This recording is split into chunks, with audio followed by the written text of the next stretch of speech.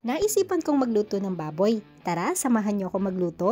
Hello mga mamshi sa Japan! Good morning! Ako nga po pala si Mami Roxanne, full housewife, may part-time job dito lang sa bahay. Ngayong araw nga pala ay magluluto ako ng shoga yaki. Ito nga pala yung gagamitin ko na baboy, yung binili ni Daddy nung isang araw. Pwede rin kayong gumamit ng mas maninipis pa dito. At syempre, etong mga Japanese ingredient, dapat hindi mawala ito. Shoyu, mirin, sake or rice wine, ginger, cornstarch at sibuyas. Ang una kong ginawa, etong baboy, lalagyan ko muna ito ng cornstarch. Di bali wala na akong nilagay na iba dito. Pero pwede rin po kayo maglagay dito ng shokosho or yung pepper and salt. Hindi na ako naglagay nun kasi baka umalat kasi may mga batang kakain.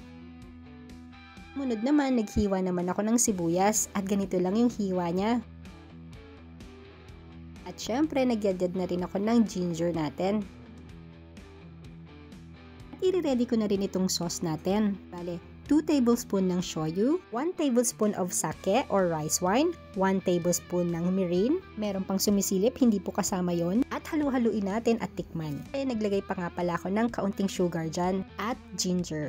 Ngayon, unahin na nating lutuin etong baboy sa fry pan or kawali na merong oil. At habang naghihintay ako, alala ko nga pala ay meron pa kaming natirang soup kagabi. Etong alachamba ko na tomato soup.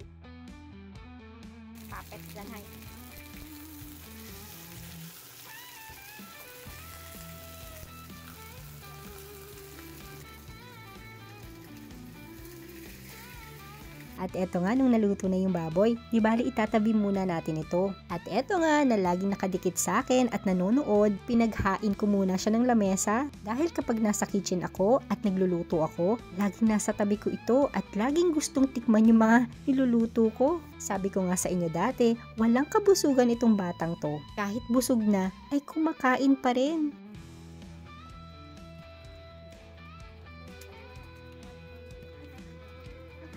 O siya, balik na tayo dito sa pagluluto. Di bale, gigisahin ko nga pala tong sibuyas. Sumunod naman, etong mga baboy na prinito natin kanina. At eto nga, ginupit-kupit ko nga pala yung mga baboy kasi medyo malalaki siya para sa mga bata. At sumunod naman, inilagay ko na nga pala tong ginawa ko kaninang sauce. Pakukuluan lang natin to ng kaunti at okay na rin ito. Mag-ready na tayo.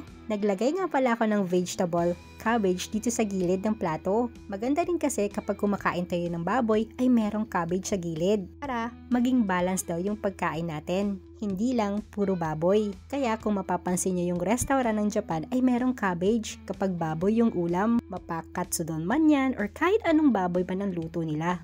O siya, kain po. Itadakimasu!